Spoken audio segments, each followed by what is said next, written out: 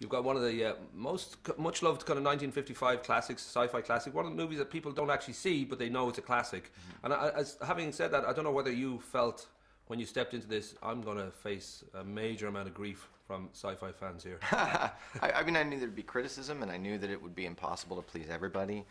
So you sort of have to just accept that going in. But I thought that it was a worthwhile endeavor, and part of the reason was, you know, implied in your question, which is that not a lot of people have seen that original film, and it's a great story. It's a story that's worth having modern audiences experience.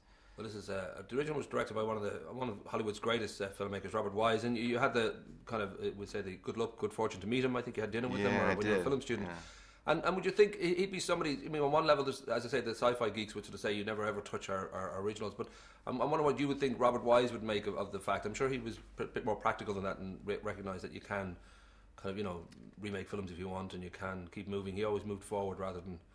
Yeah, it's one of the great things about his body of work. He was always moving forward. He was always, you know, adapting his style for the various films. Yeah, I have no idea what he would think about this specifically, but I think that he. Being such a Hollywood pro, certainly recognized that remaking films is a part of the Hollywood tradition. And a lot of our great films are themselves remakes. A lot of people don't know The Wizard of Oz is a remake, or that The Maltese Falcon is a remake. And especially science fiction, you know, there have been 4 versions of Invasion of the Body Snatchers. And personally, my favorite is the first remake, the 1979 Philip Kaufman version. The Don Siegel original is great, but, you know, this is just part of the Hollywood tradition. I think he would appreciate that. I know you had to do some convincing when it came to Keanu Reeves, a crucial kind of part of the film, and he came over to your house, and your son got to even know his name. You saw him so often, and the screenwriter David Scarpa was there with you, and Keanu kept just asking why. Like, he just kept saying, why would we, you know, why would we remake this? And was it? Did you feel it was your job to convince him, or were you already convinced, or was it an open kind of thing of let's try and convince each other here?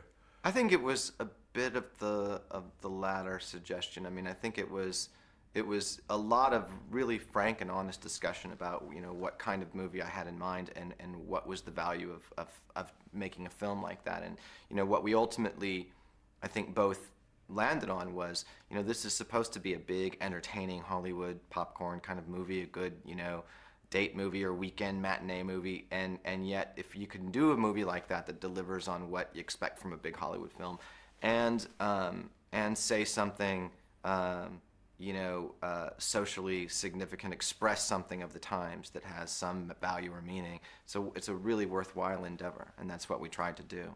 I was thinking about the plot line here. You've got a super being who comes down in a big flash of light to Earth to warn us all that we're messing up the planet, and he will save us all. This is pretty much the life of Bono, isn't it, in many ways? Yes, it's like a U2 right. concert. It's a U2 concert. I love Bono, and I was going to cast him, but he was out saving others. So right, that's always a good excuse to have on your answer machine. The mantra here I'd read that was between all of you, between the head of Fox and yourself and all that, was propulsive. And I think that I read this, that this was the kind of key word to sort of, this is a propulsive story, or we're going to make this propulsive. And I have no idea what that means. I just read this in one of the...